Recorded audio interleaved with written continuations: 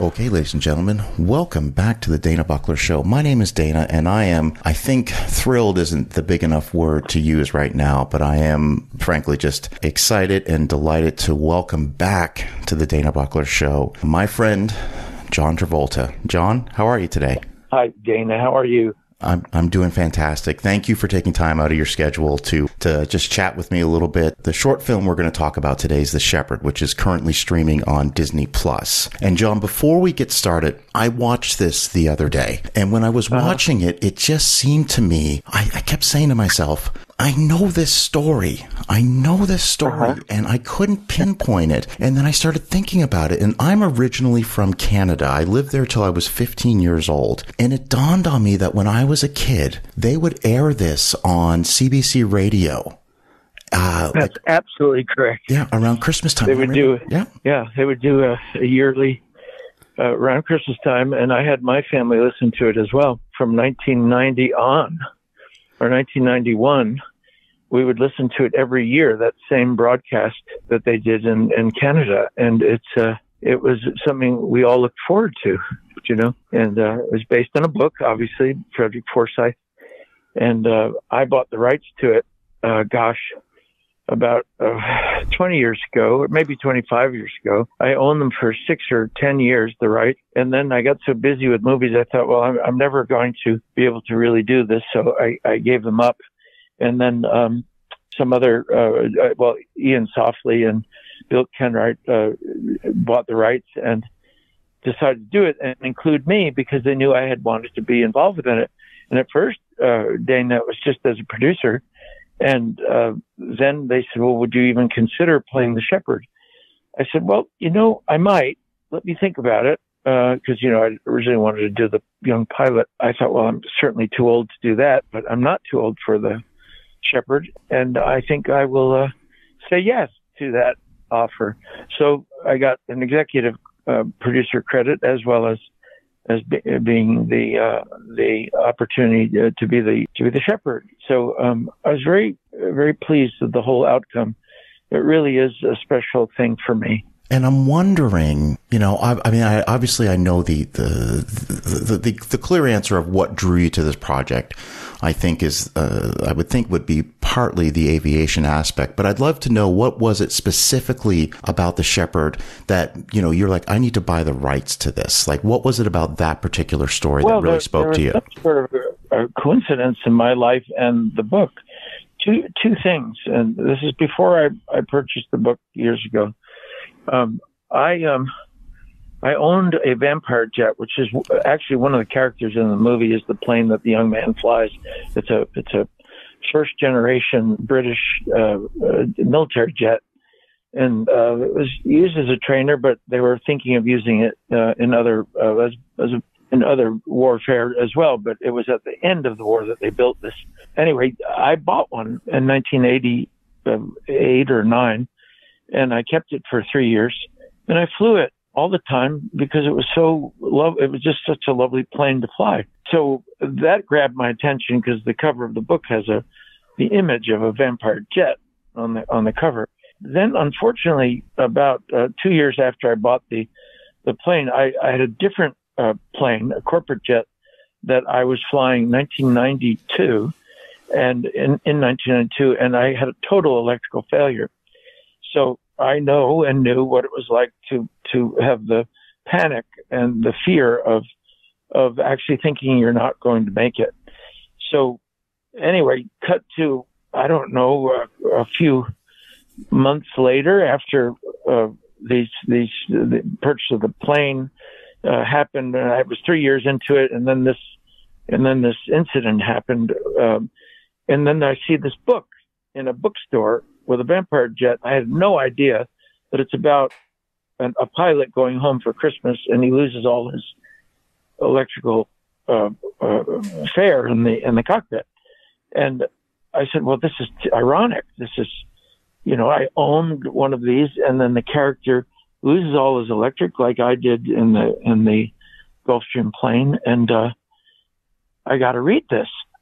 And I fell in love with it because I never anticipated that it would be also so moving and so hopeful and so have a real significance beyond the holiday spirit of the goodness of man and how helpful he is in needs of despair. And I just loved it. It was just brilliantly executed. So that's why I fell in love with it, because I had real, honest to goodness reality with it. Something I really knew. I knew the airplane itself, and I knew what it was like to lose that magnitude of flight. And you have your engine, it's running fine, but you can get lost in space because there's nothing to guide you. So that's what the character goes through.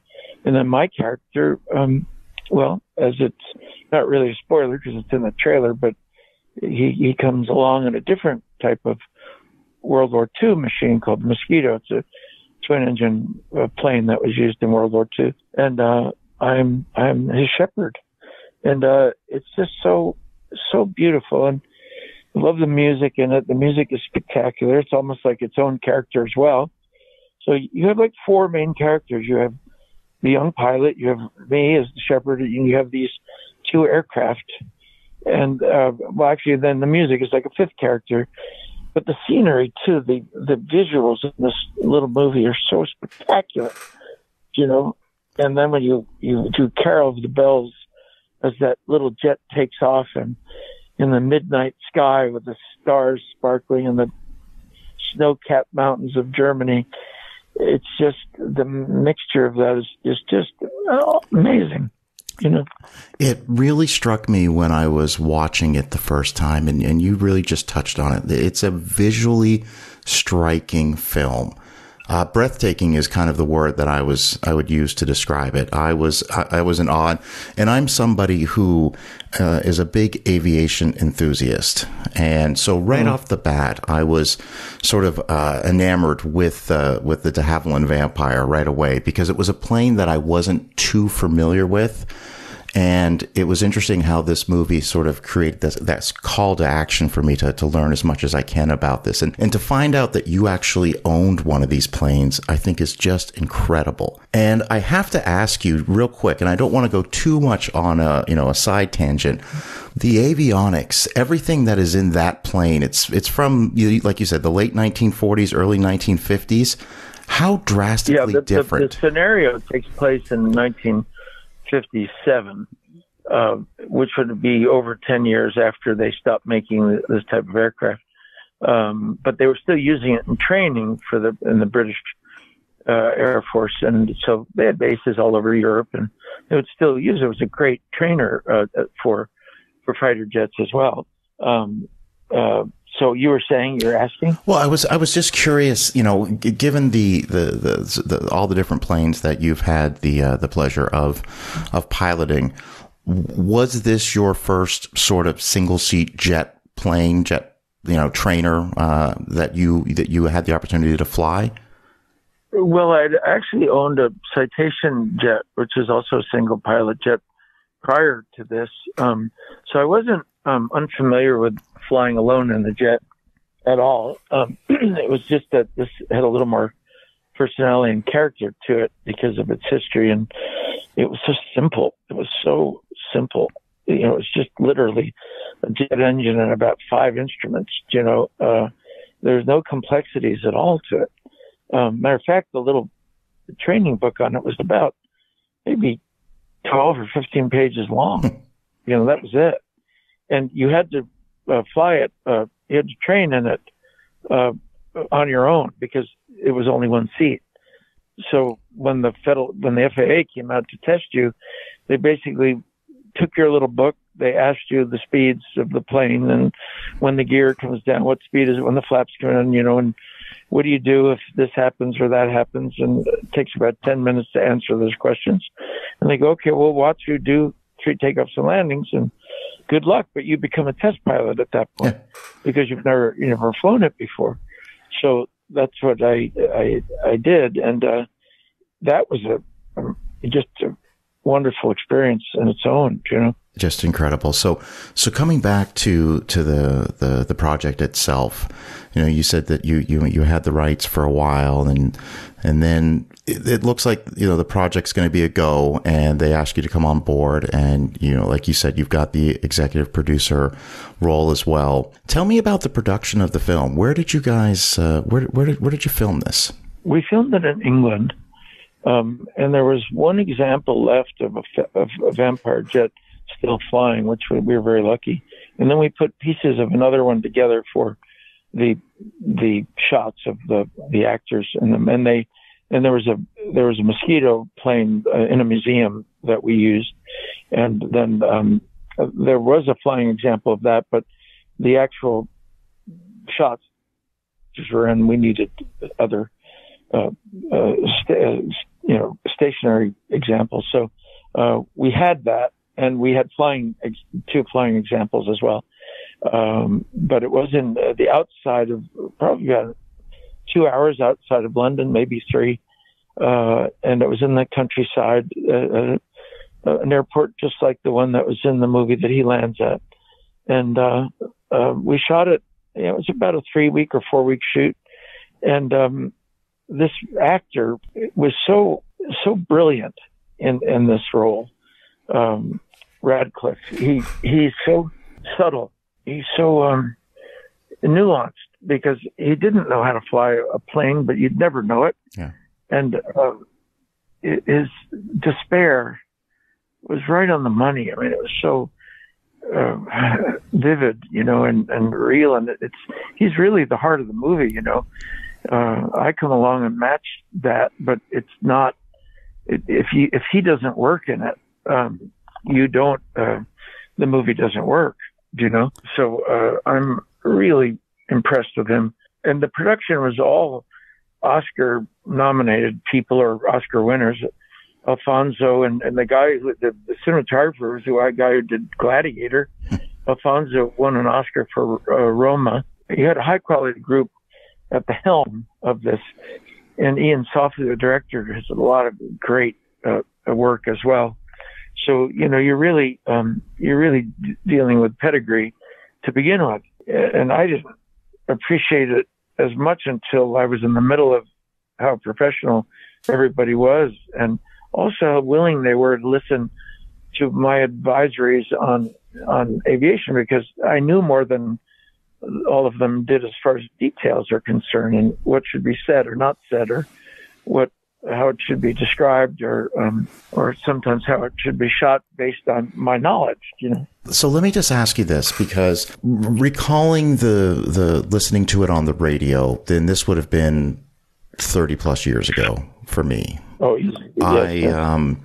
I went ahead and got the audio book shortly after watching The Shepherd, and it occurred to me listening to it, and it comes in at about an hour and 10 minutes, the actual novella that Forsythe wrote. But the movie, the actual story is told from a first-person narrative from the character of Freddy. And The Shepherd, the short film, is not told, well, it's essentially his story, but something you said really resonated with me, and that is, you know, when you read the short story, it's from the first person narrative, so you understand what Freddy is thinking and what what emotions he's going through, and sort of the way that he translates that in the way that Ben Radcliffe translates that in this is brilliant. How involved were you with, when you saw the actual screenplay?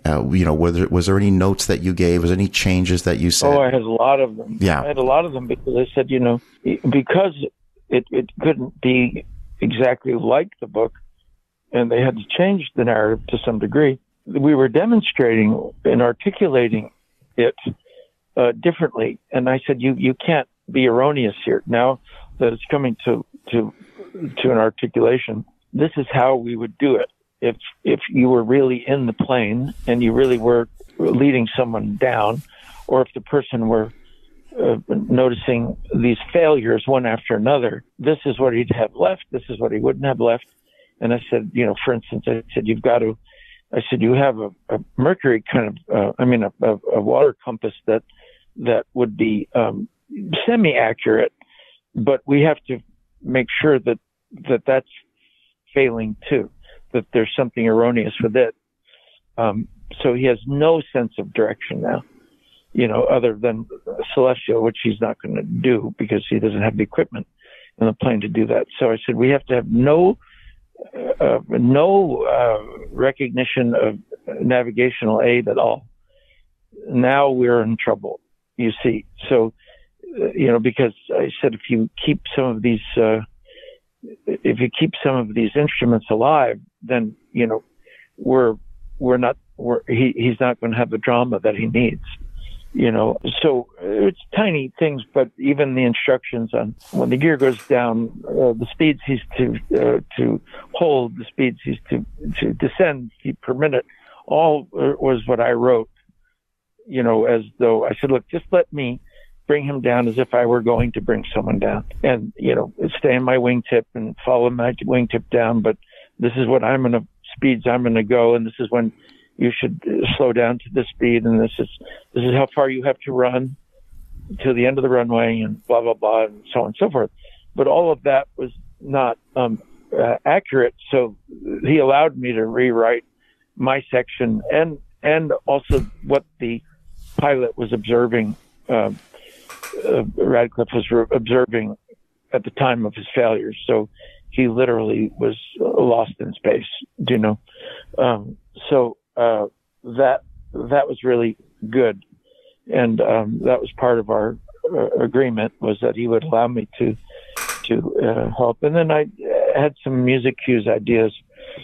My favorite is, I said, look, I'm only going to request one thing, and that is when that jet takes off and the landing gear comes up and the landing lights of the runway disappear and the snow-capped mountains and the sparkling stars are there, I want the cue of Carol of the Bells to go ring, ding, ding, ding. Every turn the plane makes, I want it like an orchestrational instructor, just move it to the rhythm of the music. And I said, it will be spectacular with those visuals. And I was absolutely correct. I knew that it would be effective, and it was. And I said, thank you so much for, because when I was going to own the project, that's how I visualized that whole section. I said, if I ever make this into a movie, I'm going to put this as my first musical cue. And then the other thing I asked them to do is to please establish during the flight his fantasy of what it's like with the family waiting at home, the mother, the girlfriend, the Christmassy atmosphere in the house in England. Because it wasn't in there at first. It was just the trouble, just the first phone call at the base, and then you didn't hear about them or see them. And I said, you've got to touch base with what he's, what he thinks they're doing, waiting for him. While he's waiting to die, they're waiting for him to have this holiday, and I said, I want to see them, again, so we know what we're losing. We know how awful he must feel. And, boy, Ben just killed that. He just did a beautiful job. But again, having the cut-tos of the family, it was really important, and I was very, very happy about that. Very proud of this movie. It's like one of my, because I've only had a few passion projects in my life, and this being one of the top ones. And the next one will be my little book I wrote, Propeller Runway Night Coach. I want to make that into a movie, a short, and it will hopefully maybe use some of the same team and have the same effect, but in a different scenario. So one of the, and I remember you mentioning that other project that you're hoping to get made. Really excited about that. That was one of the things that really stuck with me the last time we talked. One of the moments that got me in The Shepherd, in both the actual short story and the short film, is there's that moment where Freddie says he's not scared to die. He's just sad about what he's going to miss. And God, does that, it just got me.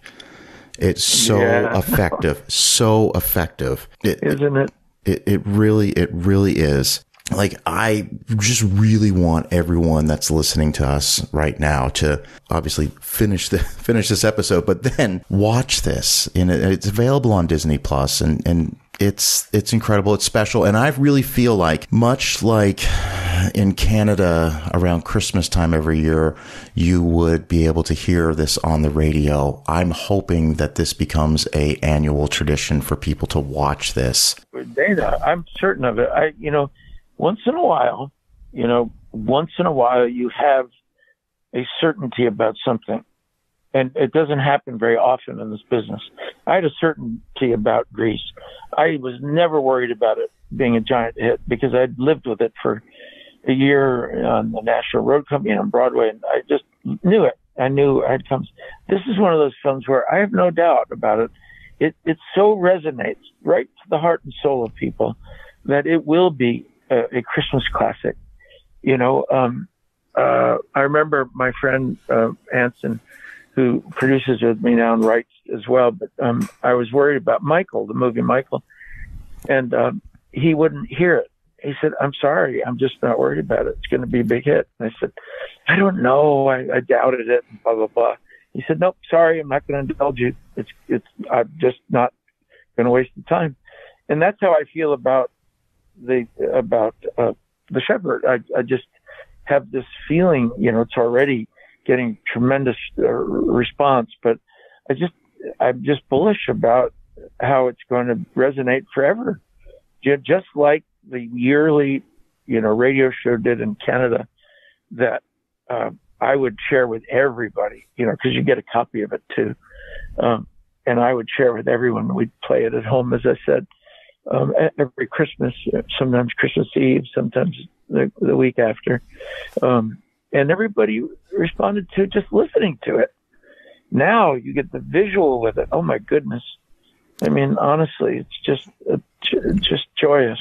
I agree with you. Yeah. And I'll say this, I reached out to, because I watched this 2 days ago, and I reached out to a lot of my fellow podcasting colleagues and sort of my cinema friends, and I said, have you watched The Shepherd yet? You need to watch it. And the response I got back from almost everybody was immediate, and it was, thank you. Thank you for putting this on my radar.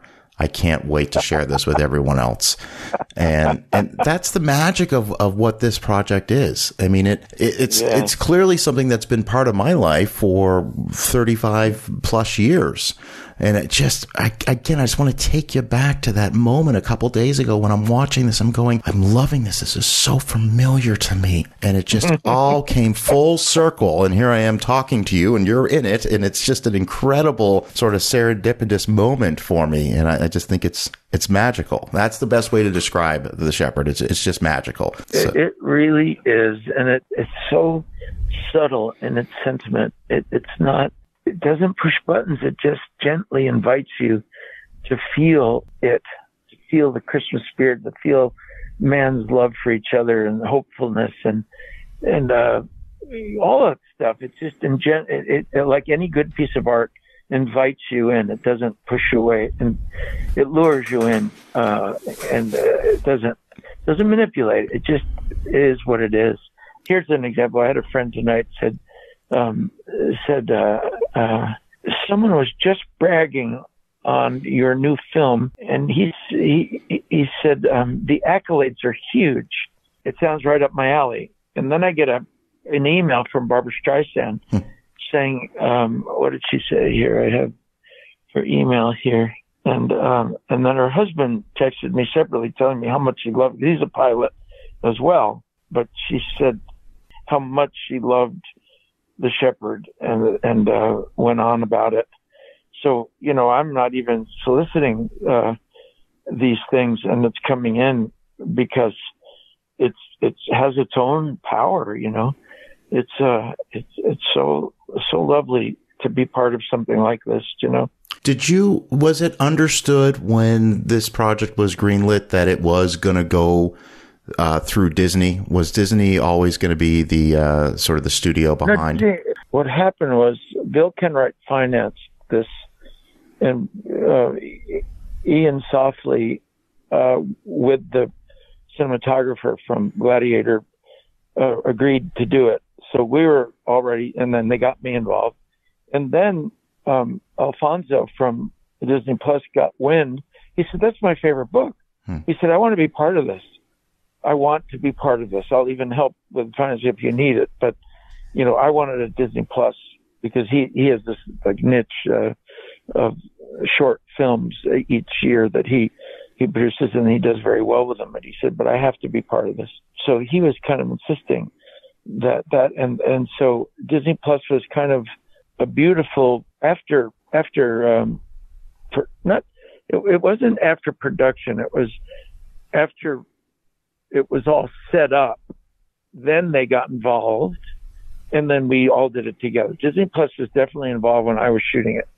So it was before production started that Disney was definitely involved, but it was because it was already something that had come to fruition, and they wanted to be part of it. And before we even started, so we had the luxury of having the machine of Disney Plus help us sort out all the production details, which is very helpful.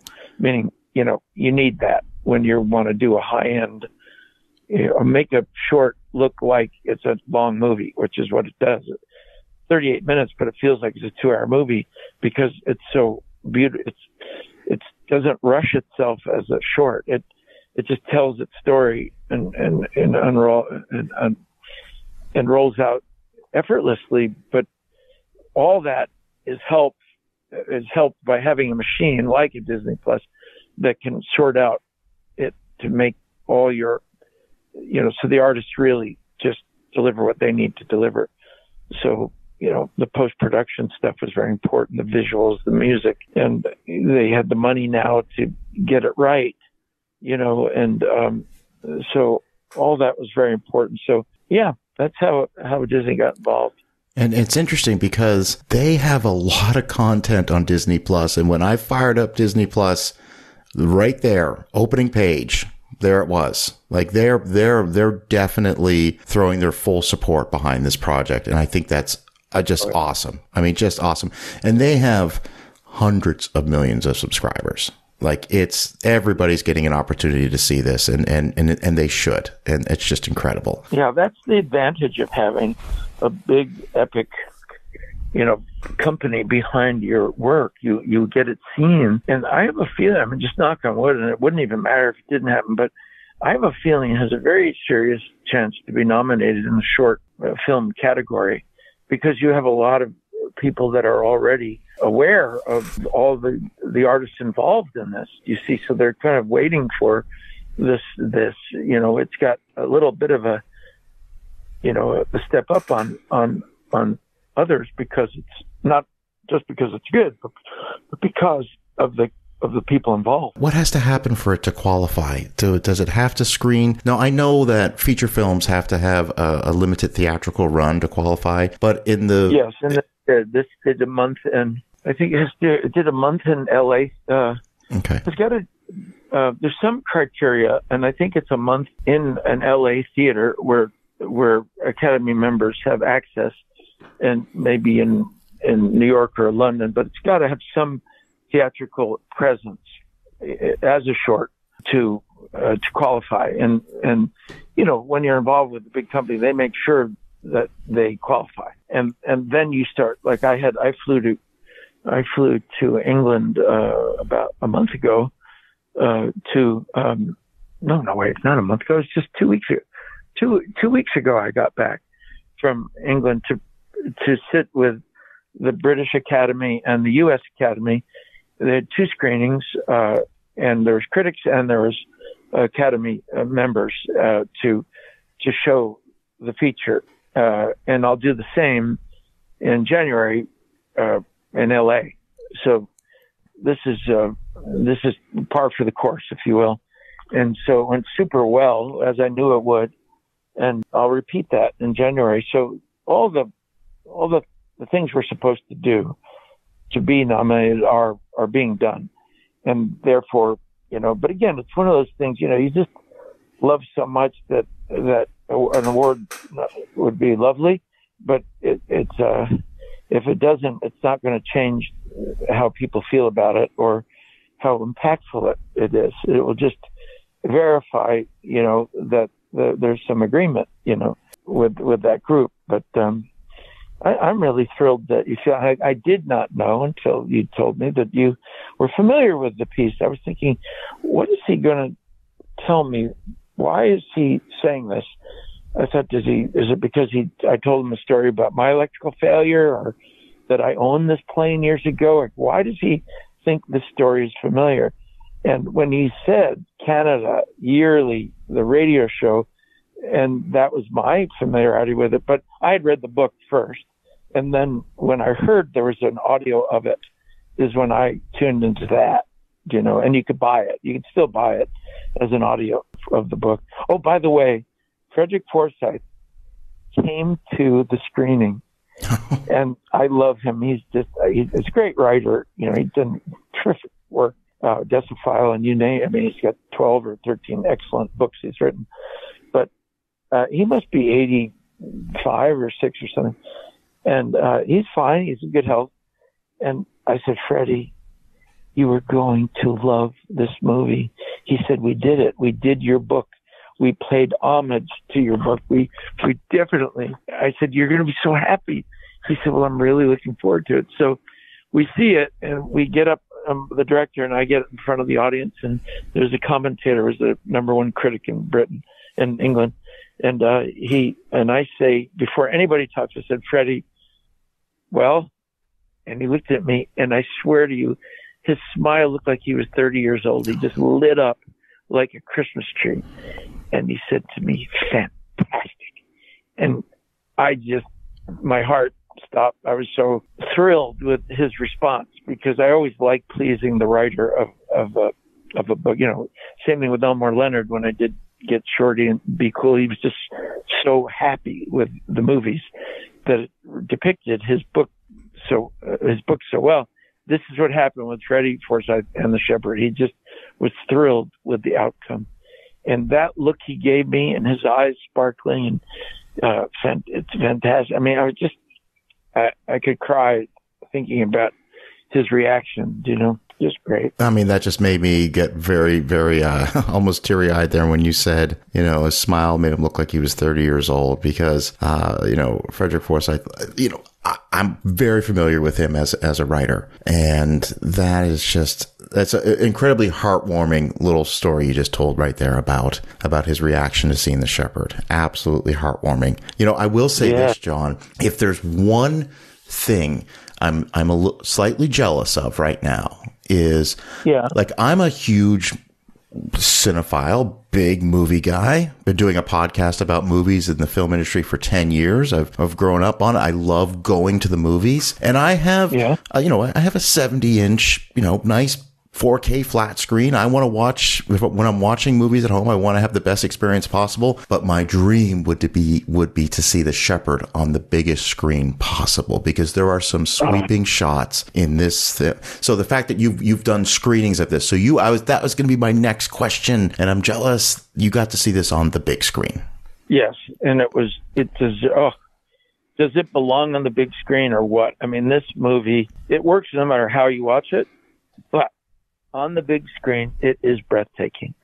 The cinematography is, but look at Gladiator. I mean, this is heavy.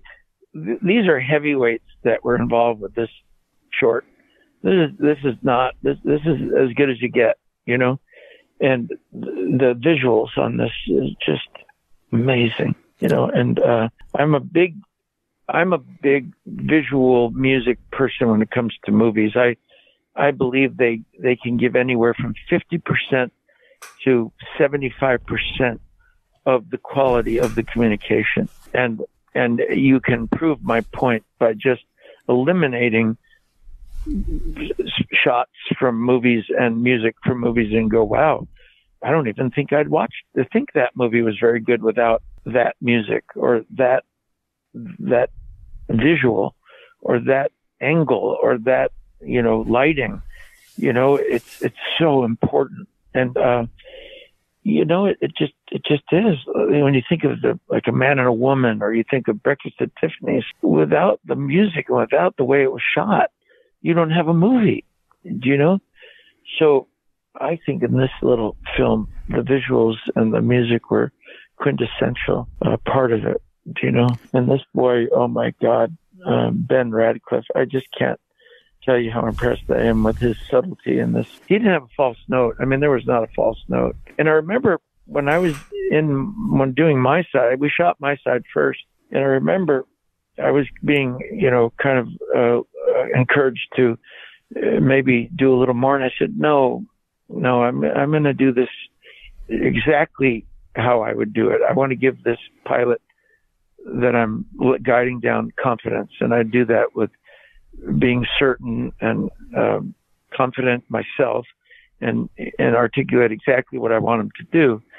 And then he mirrored that when even that first moment when he looks over and he sees, oh my God, someone's going to save me. And I look at him and I nod and he nods back.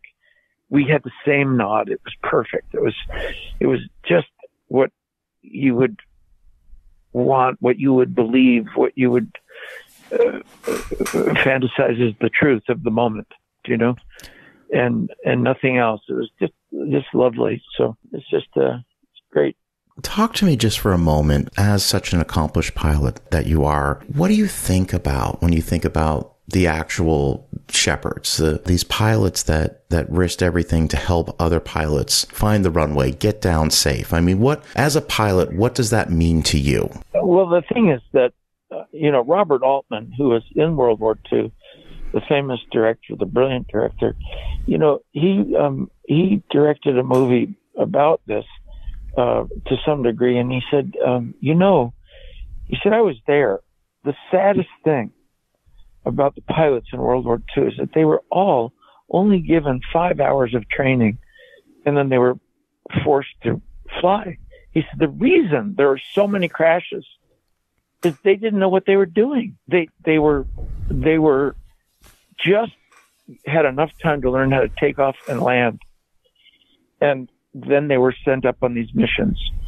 And so there was no emergency trainings. He said, I watched it with my own eyes. He said, that's half the fatalities were inexperience because they did not have the time to train them at a level that was needed. So, the shepherds were definitely mandatory because you sent up ill-fated pilots to begin with, No, that's not the case in the Shepherd because he genuinely lost his electric and lost all his total instrument failure. That's different. But your question was about what do I think about any of these pilots that helped others come down? I mean, it was not only an incredible gesture, but it was mandatory. Do you know what I mean? Yeah. The necessity level was high for that group. Sure. The Shepherd is currently on Disney Plus. It's available worldwide right now. In closing, is there anything else that you'd like to let the listeners know about just how special this project is to you? When you see it, you'll know why it would be special to someone like myself, but it will be special to the viewer as well, I think. And it's something that you'll want to watch more than once. And it's with the speed of particle of today's lifestyle, it's exactly the right amount of time to, in a busy schedule, a Christmas holiday, that's about how much time you have to give to some piece of entertainment, So you're gonna love it. It's one of those things where I don't have to sell it. It's one of these things that just when you see it, it sells itself beautifully. There's no pitch to do on it. It's just something that let it entertain you visually and let it strike you musically and let it strike you in its storytelling and just let it. You'll feel like you're watching a full-length movie. That's the interesting thing. It doesn't ever look like it's a short. Yeah, and there's not a wasted moment in this film. There's not a moment where there's so many movies now where you can go, for the sake of time, you could cut this down a little bit, or you could do this. I could see how you could trim a little of this out of there. Watching this, it's so tight, and I say that as a compliment. It's so perfectly paced, and it's one of these things. When it was over, I was like, I just want a little more. I just want to see just a little bit more of this. You know what I didn't tell you, which is very interesting. Part of this, it was, I objected to it, but they wanted to make it a full-length movie, and I said, no, you can't. It's not going to be a full-length movie. But they wrote a script anyway, and I read it, and it just didn't work for me as a full-length movie, and nor did it for Alfonso, the Disney Plus person. So by the time we all agreed to do it, it was down to the length that it should have been. But there was a moment where there was some enthusiasm about making it a 2-hour movie, and or a full-length movie, I should say. And I think everybody agrees that it was better with what we ended up doing. But it is efficiently edited and efficiently told, but in all the right ways, Absolutely. So, John, thank you for taking some time out of your schedule to talk to me. And I'm just thrilled to be able to talk to you about The Shepherd. It was such an awesome experience. I'd like to say this. Of course, it'll become a Christmas tradition, but I'm going to watch this a few times every year because I'm a big aviation guy. I'm a big fan of yours, as you know. It's a magical story. So thank you for being on the show. You're very welcome. It's a pleasure. It's my biggest pleasure is to be on your show. And you always take such good care of me, but at the same time, you are so insightful about everything that you discuss. It's cut above. So I appreciate your intelligence on all this stuff. I really appreciate that, John. Thank you so much. And we will definitely talk soon. And for everybody listening, my name is DanaBuckler. My guest today was the one and only John Travolta. The Shepherd is currently streaming now on Disney Plus. Thank you so much, and we will talk soon.